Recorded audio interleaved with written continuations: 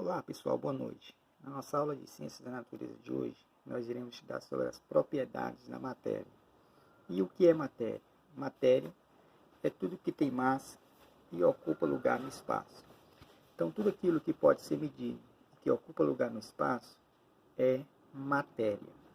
As propriedades da matéria são as características físicas ou químicas que nela existem e servem para diferenciar os materiais. As propriedades podem ser classificadas em gerais e específicas. Na aula de hoje nós iremos estudar sobre as propriedades gerais. Quando for na próxima semana nós iremos estar estudando sobre as propriedades específicas, que por sua vez se dividem em químicas, físicas, organoléticas e funcionais. Nós iremos ver a cada aula, cada divisãozinha dessa.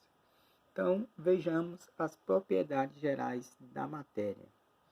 As propriedades gerais são características que se aplicam a qualquer matéria, independente da sua constituição. Então, como o nome já diz, são propriedades gerais, propriedades que vai se aplicar a qualquer matéria, independente de como essa matéria ela é constituída. A primeira dela, das propriedades, a primeira propriedade que a gente tem aqui é a questão da massa. A massa corresponde à quantidade de matéria de um corpo. A massa é aquilo que vai ser medido, a quantidade de matéria. Se vai ser 1 grama, 2 gramas, 10 gramas, 100 gramas, 1000 quilogramas. Então, a massa corresponde à quantidade de matéria de um corpo. O volume corresponde ao espaço ocupado pela matéria em qualquer estado físico, no estado sólido, no estado gasoso, no estado líquido. Então, o volume ele vai corresponder ao espaço que essa matéria vai ocupar. E a inércia, outra propriedade, inércia, corresponde à permanência da ação ou inatividade da matéria, manter-se parado ou em movimento. Então, de acordo com a propriedade da inércia, que a gente já viu até lá na primeira lei de Newton, se um corpo está parado, se as forças que atuam sobre ele são nulas, então ele vai continuar parado. Se um corpo está em movimento e a resultante das forças que atuam sobre ele for nula, ele vai continuar em movimento. Então, de acordo com a inércia, o corpo ele vai permanecer de acordo com o estado que ele está, parado ou em movimento, se houver aí a resultante das forças que atuam sobre ele forem nula. Outra propriedade, impenetrabilidade.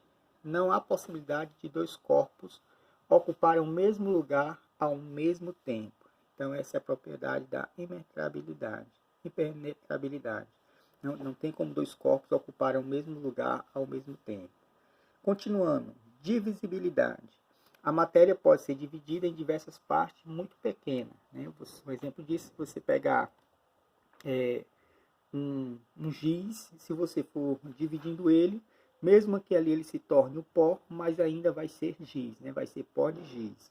Se você pega algo de madeira e você vai dividindo essa madeira em partes menores, aqueles pedaços ali ainda serão pedaços de madeira. Então, essa é a propriedade da divisibilidade. A matéria pode ser dividida em diversas partes muito pequenas e ainda continuar ainda com as suas mesmas propriedades. Outra propriedade, compressibilidade. Ocorre a redução do volume da matéria mediante a aplicação de pressão.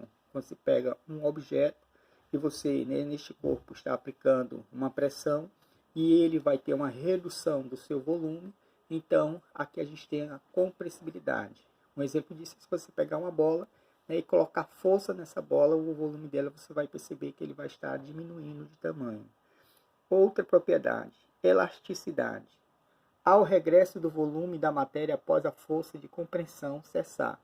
Então, quando você pega um objeto, que você faz uma força sobre ele, ele reduz, e depois de você aplicar esta força, ele vai voltar ao seu estado original, esse objeto ele tem essa propriedade da elasticidade. Seguindo, indestrutibilidade. Não se pode destruir ou criar matéria. O que ocorre são transformações. Então, a gente já tem uma frase bastante conhecida que diz: na natureza, nada se perde, nada se cria, mas tudo se transforma. Então, a matéria ela não vai ser destruída ou criada, mas ela vai ser transformada. Extensão é a capacidade de ocupar lugar no espaço.